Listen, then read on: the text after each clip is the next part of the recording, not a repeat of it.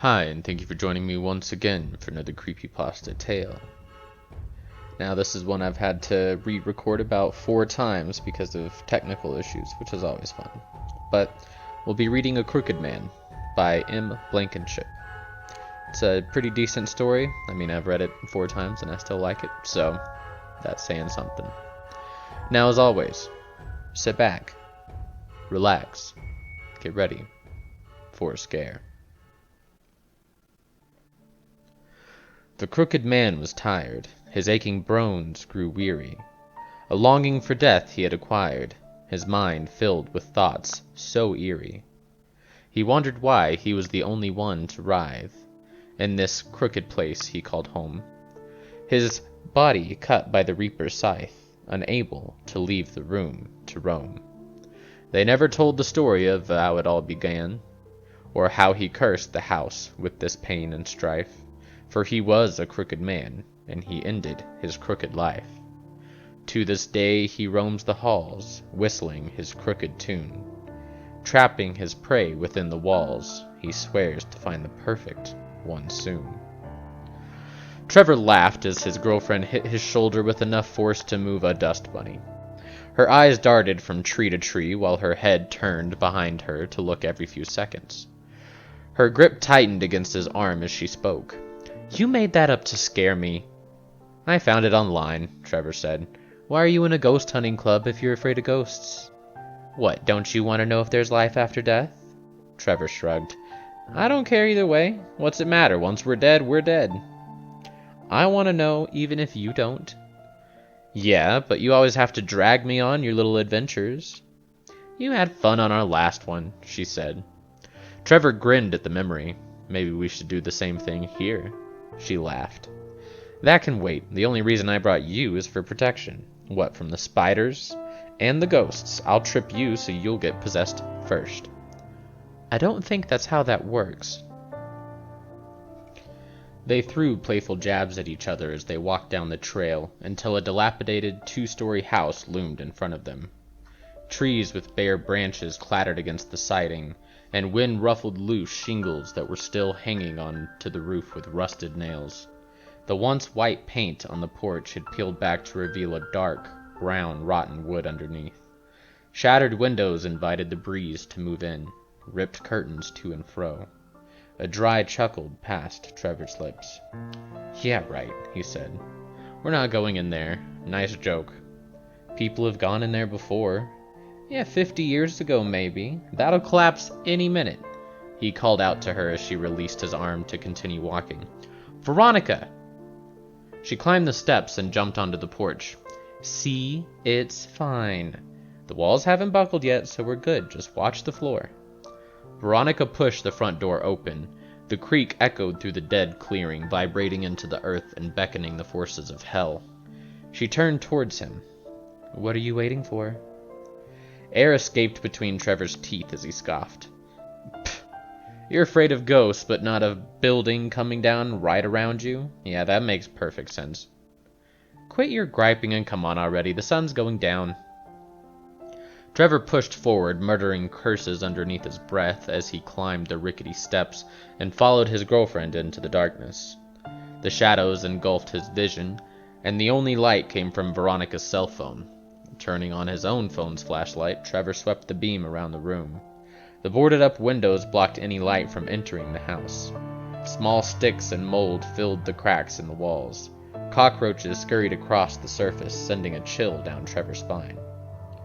"There's black mold in here, so let's not stay very long," Veronica said. Trevor nodded. "Hurry and do whatever you need to do then." "Scared?" "Of the roof collapsing on my head, yes."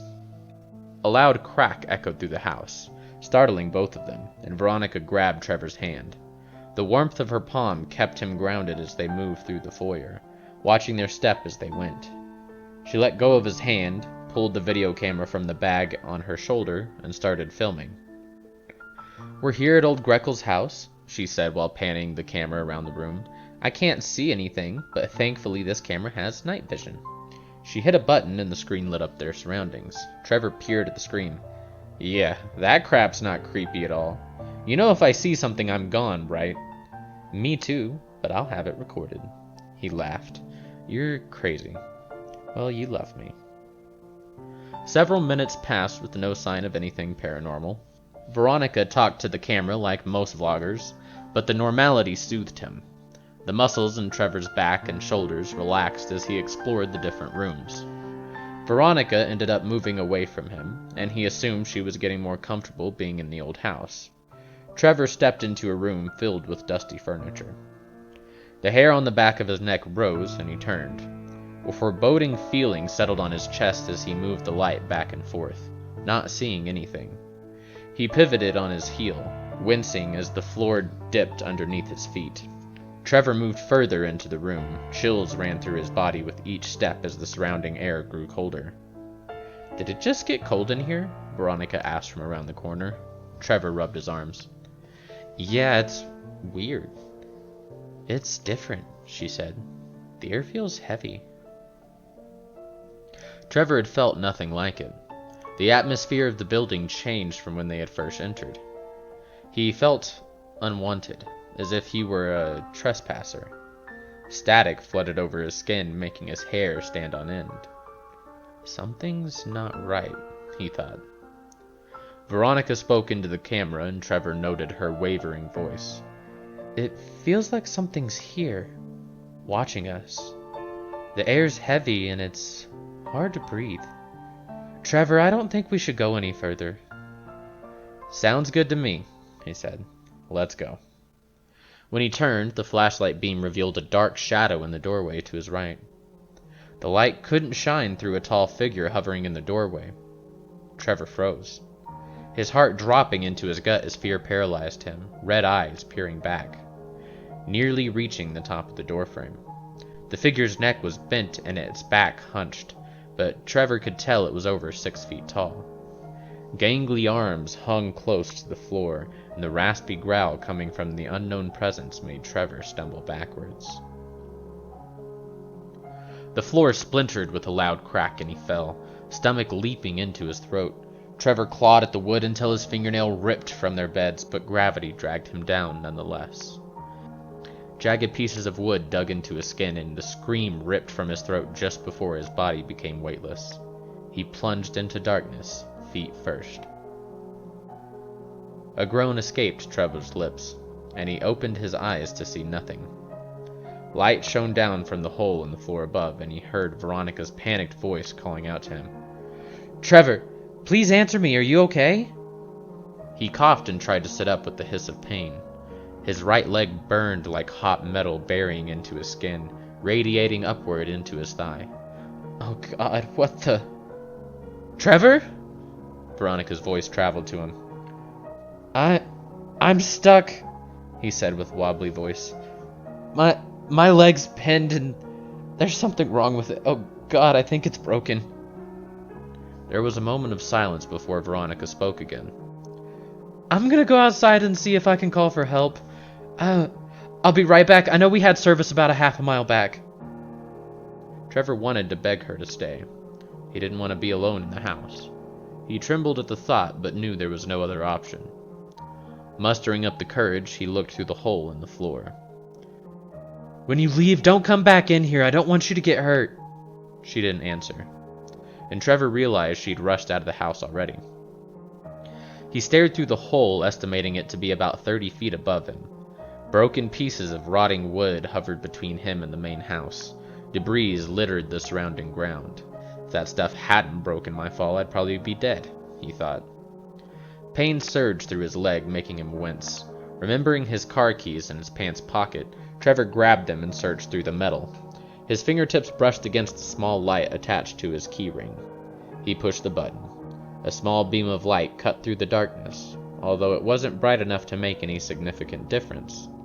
Popping himself up onto an elbow, he pointed the beam at his leg. Blood soaked his jeans just above the knee, and a rusty pipe had impaled his calf. A large wooden beam pressed against the metal, anchoring it in place. Trevor's stomach flipped. He forced himself to look away before the nausea had won. His heart thundered like the hooves of running horses, and the air in his lungs stalled for a moment, resulting in a distressed gasp as panic set in. I'm gonna be okay, Veronica's gonna call to help, he thought. They'll come for me. Trevor's back pressed against the floor, and he closed his eyes. Whistling the first tune that came to his mind, he tried to calm his nerves. Air passed his lips, and the high-pitched sound cut through the thick veil of fear like a lighthouse on a foggy night. And then another whistle answered him. Trevor fell silent. At first he wasn't sure if he'd heard it, but the terror numbed his body. To brush it off, he whistled while hyper-vigilant. A few seconds passed, and Trevor wondered if the sound had been his imagination. Then the whistle came again, but closer. Tears burned Trevor's eyes. The trembling in his body worsened, and his hair stood on end. Pain coursed through his leg as he tried sitting up. "Is anybody there?" Trevor peered into the darkness, squinting. The whistle never ceased, and continued drawing closer. "Stay away!" he yelled at the shadows. The whistling stopped. The eerie cackle that followed made his blood run cold. Why? Hearing an unfamiliar male's voice sent horror through Trevor's body, and the scream he released made his throat sore. "Veronica! Someone get me out of here!" A large hand clamped over his mouth, and Trevor instinctively clawed at it with his blood-covered fingers, his screams muffled by the unknown entity. The stench of rotted meat made him gag, and the future loomed over him. In the darkness he could barely make out the silhouette. The entity's warped joints turned to inhuman angles, and its neck twisted until the head lolled below the left shoulder. Glowing red eyes peered at him through narrow slits. "Why should I be left to writhe?" the creature asked. Its voice was breathy, as if having a hard time to speak. Trevor continued to claw at the leathery flesh, but the raw fingernail beds didn't make a difference. He balled up a fist and struck at his captor as a last resort. His knuckles hit the bony arms, but the grip was never weakened. Trevor went back to the futile attempts to pull the hand away from him until his mind grew fuzzy. He stopped, forcing air through his nose to calm his burning lungs. "Those words," he thought, "they're from the poem. Oh God, it can't be real. This has to be some kind of sick prank." Using its other hand, the entity trailed a long, jagged fingernail down the side of Trevor's face. Trevor couldn't pull his head away, the iron grip against his mouth causing his jaw to bruise. Its whispered voice cackled to life again. "You're the perfect one." The creature turned its body until it straddled his stomach. Its searing breath washed over his face. Tears spilled from the corner of Trevor's eyes and trickled into his hairline just above the ears. "Oh God," he thought, "please help me, please." "Only the devil exists here," the creature rasped. "He always has." A sob rattled through Trevor's chest, the sound humming in his throat. His nostrils flared as he inhaled a tremendous breath, and the entity smiled at him. The sound of skin cracking and bursting open made bile rise into his throat. He forced it back down before it could block the airway. The thing on top of him shifted and raised a gangly arm into the air before moving towards the wooden beam. Trevor struggled, but the pipe shifted in his leg, making a flash of white pain explode in his vision. Coming to his senses a few seconds later, he watched with wide eyes as the creature lifted the huge wooden beam from the pipe, as if it were a feather. Trevor felt the metal move a moment before the creature wrenched it from his calf. Agony surged through him and his vision distorted. The hole above him blurred and doubled as the black veil closed in. Sweat trickled across his forehead, even though his body trembled. The wound in his leg pulsated with each heartbeat, and the constant pain made his stomach turn. The merciless fingers tightened against his face. "Don't pass out on me," it said. "I need you awake for the next part." Trevor's limbs fell to his side, and he refused to move as it wrote on his forehead with a blood-covered finger. A burning sensation wormed its way through his skull, making Trevor screw his eyes shut. When he opened them, the entity lifted its fingers to its mouth, and Trevor heard it suck the blood from left on the skin. "No disease or illness," it said. "Perfect." With inhuman speed, the creature buried its fingernails into Trevor's chest. The world around him shifted at the unbearable agony. The veins boiled as if it filled with scalding hot water. He heard screaming but couldn't figure out the source. "I'm dying," he thought. and then the darkness overcame him. Veronica came to a stop, gasping for breath. She removed the inhaler from her pocket and took 2 puffs before continuing to the house. Thankful she hadn't had to run very far before reaching cell service. Her legs burned and a blister gnawed at her heel, but the fear drove her forward. The house loomed about 100 feet away, and she'd heard Trevor's scream echo through the open front door. She climbed up the steps to the decayed porch, her strides slowing slightly as she watched her step. The door slammed shut. Veronica's fingers scrabbled at the knob, but it refused to budge. Throwing herself against it, she expected it to fly off the hinges like they had showed in the movies, but the door remained intact. The wood rattled underneath her feet, sending shockwave through her body as she fought to maintain her balance. With a muttered curse, she backed off the porch just as it collapsed. "Trevor?" Not hearing a response, panic blossomed in her chest. She ran around the side of the house, her eyes scanning the buildings for any other way inside. 2 wooden doors sat on the ground, and Veronica rushed to them. Grabbing the rusty metal handle, she lifted one door and looked inside. A set of stairs descended into the dark. A foul odor rushed out of the underground cellar, making her nose curl. Using a flashlight on her phone, Veronica carefully walked down the stairs and counted them on the way down. 37 steps. It was the deepest cellar she had ever been in. The beam of light shook as her hand trembled. Everything was quiet. Her light landed on a small old shovel propped against one of the dirt walls, and she grabbed it. For some reason, having a weapon soothed some of the terror as she forced her feet to keep moving. A low groan echoed from the pitch black ahead of her, and goosebumps rose on her skin. A chill rushed through her veins as she took a few shaky steps forward, and the beam landed on a dark shape. Veronica froze. Trevor lay motionless underneath the figure, a low cry being the only sign of life, and adrenaline kicked in, and she lunged forward with a yell. "Get off of him!" Her arms rattled as the shovel slammed into the creature's head with a loud crack. It wailed and reeled backwards, grabbing its head with inhuman hands. Veronica crouched next to Trevor and shook his shoulder. "Trevor, wake up," she cried. "We gotta go." Another groan escaped his lips as he opened his eyes.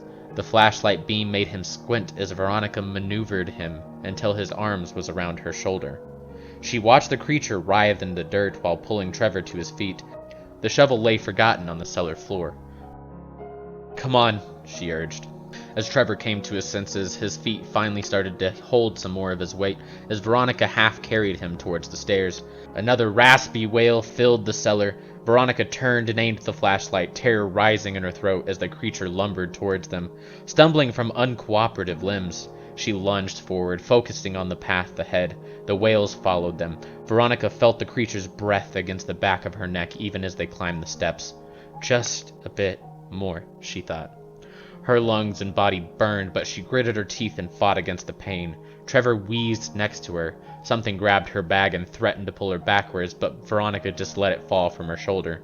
Briefly, she felt the creature's fingernails scratch against the skin of her hand. A small scream escaped her throat. They burst through the open cellar door and into the light, Trevor stumbling, bringing them both down as Veronica tried to catch him. She whirled to face the open doors, ready for the creature to come out and reach with a gangly limb and drag them back into the darkness. Trevor vomited onto the dead grass next to her, and more grating coughs filled the silence. Veronica rose to her feet and took a few steps closer to the cellar. The creature had stopped on the steps just before the light could reach it. Cautiously, it raised a contorted hand towards her, only for its flesh to bubble. With a soundless cry, it pulled back and stared at her. Glowing red eyes bore into her own, and Veronica swore she saw sadness in them. Blood streamed from its eyes like tears. Her heart twisted a moment before she turned away, leaving the creature to cry in the dark where it belonged. She returned to Trevor's side and placed a palm against his shoulder as he wiped his mouth. "Are you okay?" Trevor nodded. "Need a minute." Noticing his blood-covered jeans, Veronica removed her jacket. "Lay down. You're bleeding, but help should be here soon." She pressed the jacket against the wound, earning a hiss from Trevor. "I'm so sorry." He said nothing as guilt ate her alive. Coming to the house had been her idea. She'd nearly lost her best friend just to become a well-known vlogger for her ghost hunting club. She voiced her apologies over and over to Trevor, but he never responded. Instead, he looked at the sky.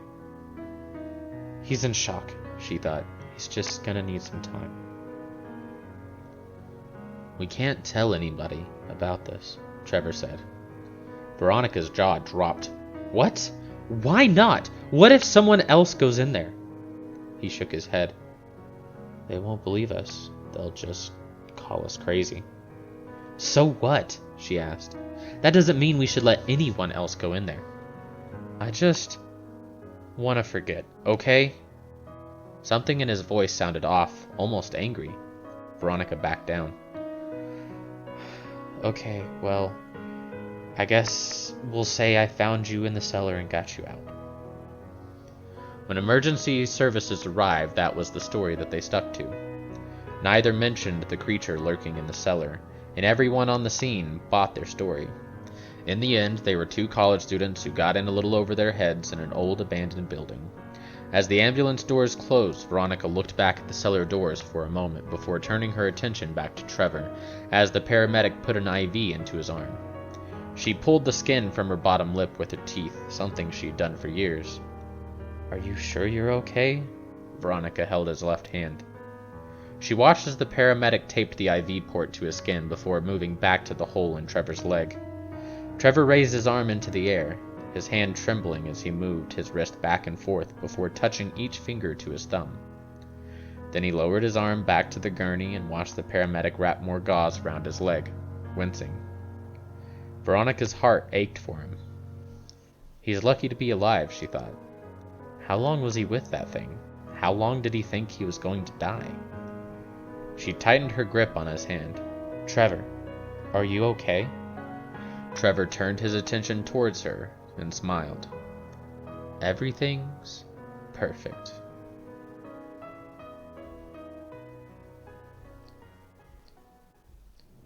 Thank you for joining me once again for another Creepypasta tale again.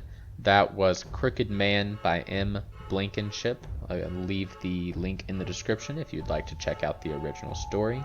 If you liked it, please leave a like, comment telling me what you did like about it. And if you didn't like it, please leave me a comment telling me why. I'm trying to do a little better at this and, gotta take criticism, right? But anyways, as always, thank you for joining me. Good night and goodbye. And remember, maybe you shouldn't go exploring that old abandoned house. It might just be the last thing you ever do.